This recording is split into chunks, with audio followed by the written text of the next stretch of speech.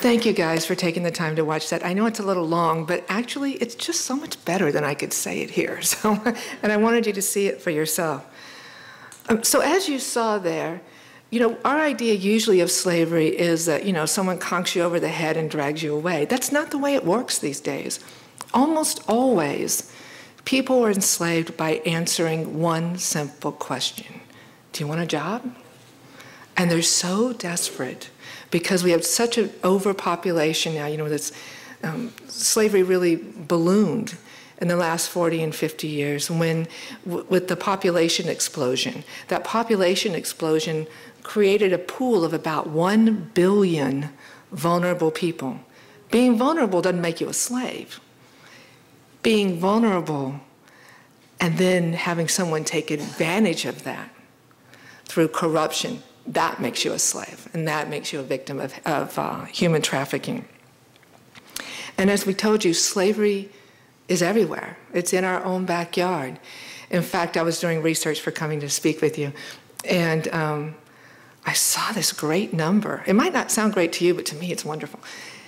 That there were 250 arrests made on cases of slavery in North San Diego County.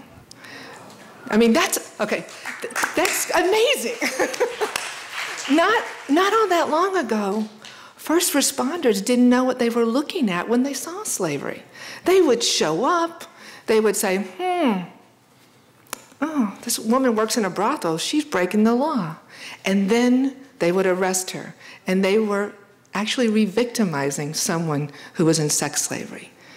These kind of things happened all the time. So while some people might say 250 in North County, oh my goodness, yeah. I mean, it's working.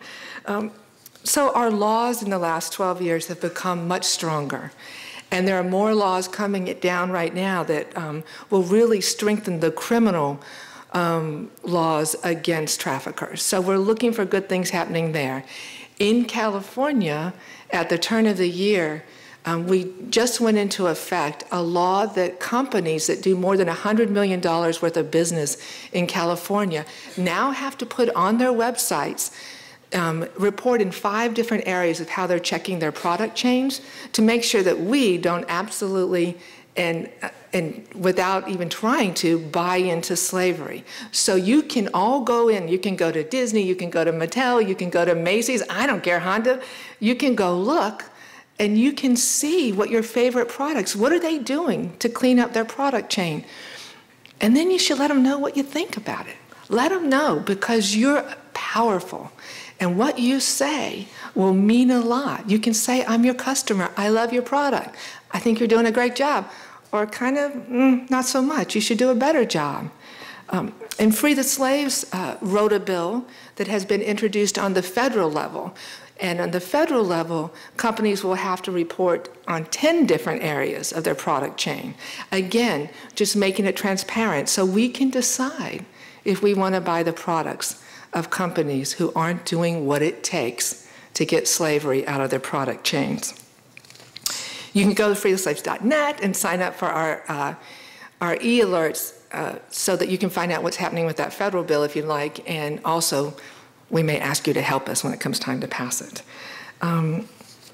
So good things are happening all over the place. We really are finally kicking slavery. And there's a role for everyone, every single person, whether you spend 5 minutes telling your neighbor what you heard tonight, or I don't know, you get sucked in and you spend a lifetime. There's something everyone can do, and it's really, really important. And it's so varied, like Ben.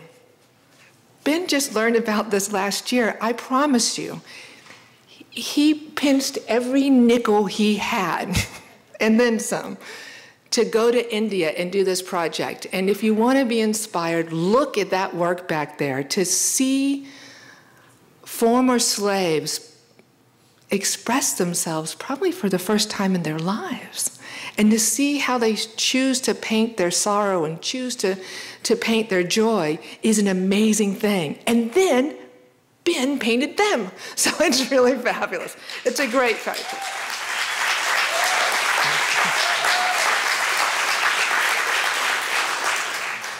And Joanne Wolfe back there. Joanne Wolfe has worked to help end slavery for all 12 years I've worked to end slavery, because we don't do anything without each other.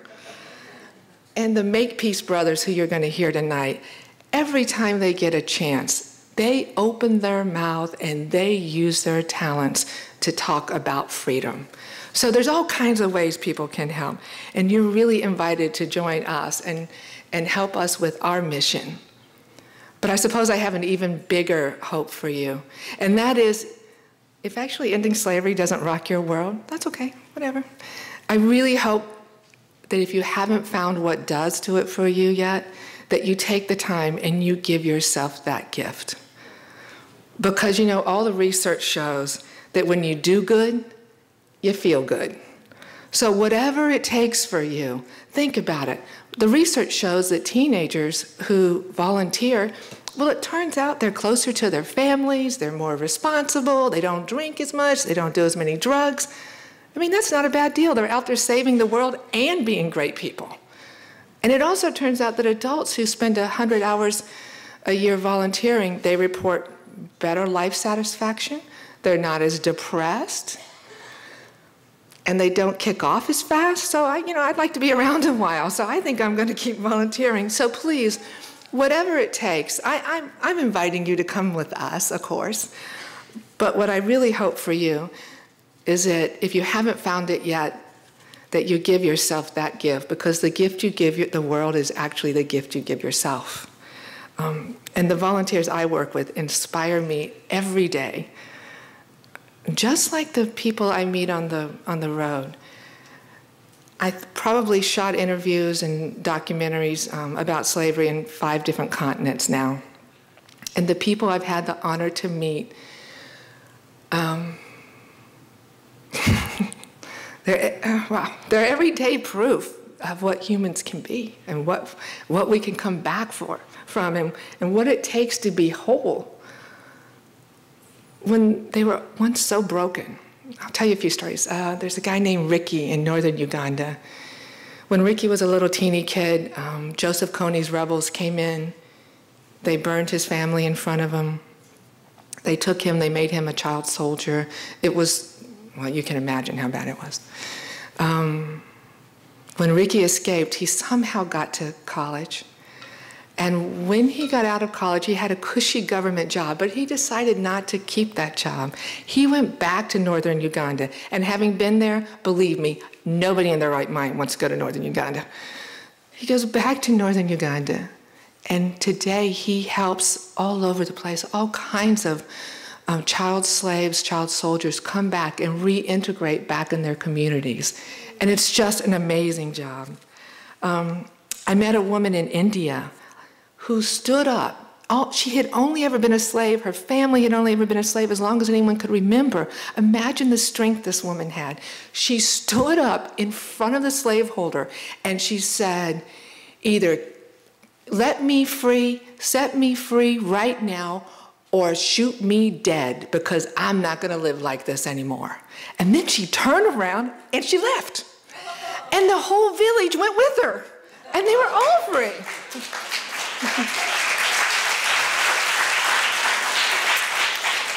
I met a little teeny tiny woman with a mighty heart who was a sex slave in Cambodia.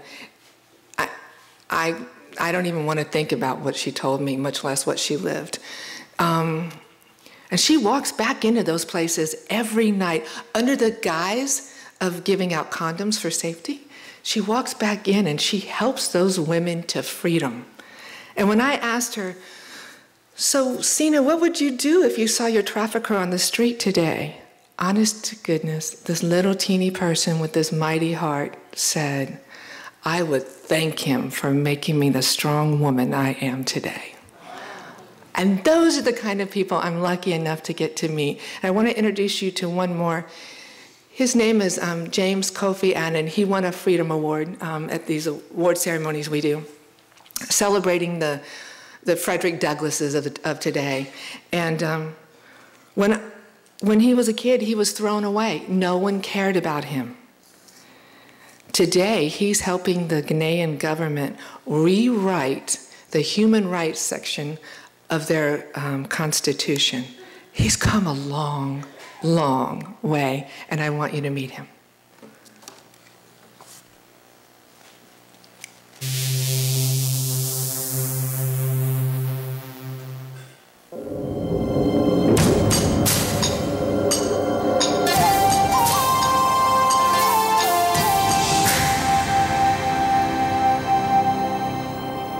Good morning, class. Good morning, sir. How are you? The most important factor I'm also fine. To prevent child slavery is education. Show me your face. This is my face. Challenging Heights, founded to keep children out of slavery. How do you call this? Monitor. Again. Monitor. Again. Many students here are former slaves. Some are so traumatized, they shut out the world around them. James Kofi Annan built Challenging Heights with his own money. He understands child slaves. He was one. Child slavery must not continue. It's not fair.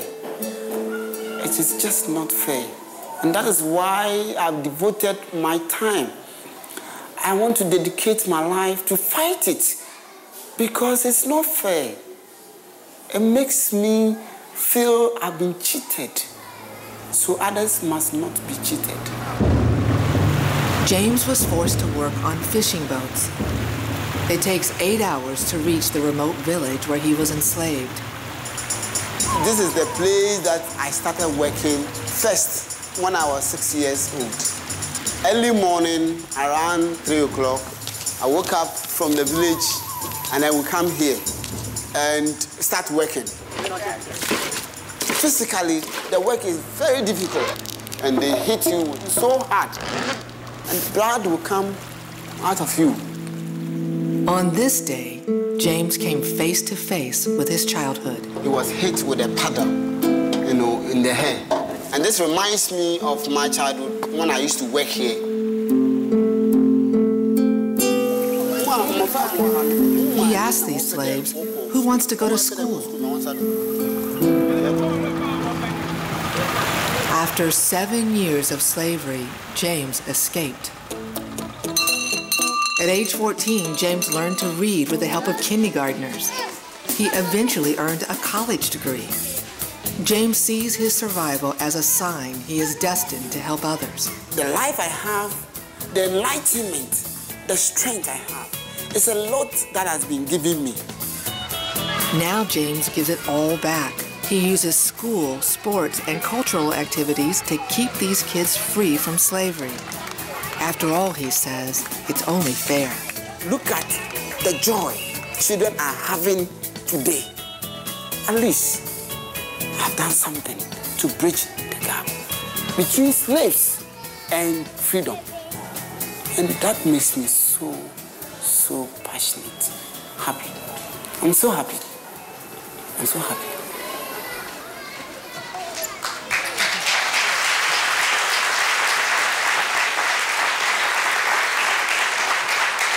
Doesn't he make you happy?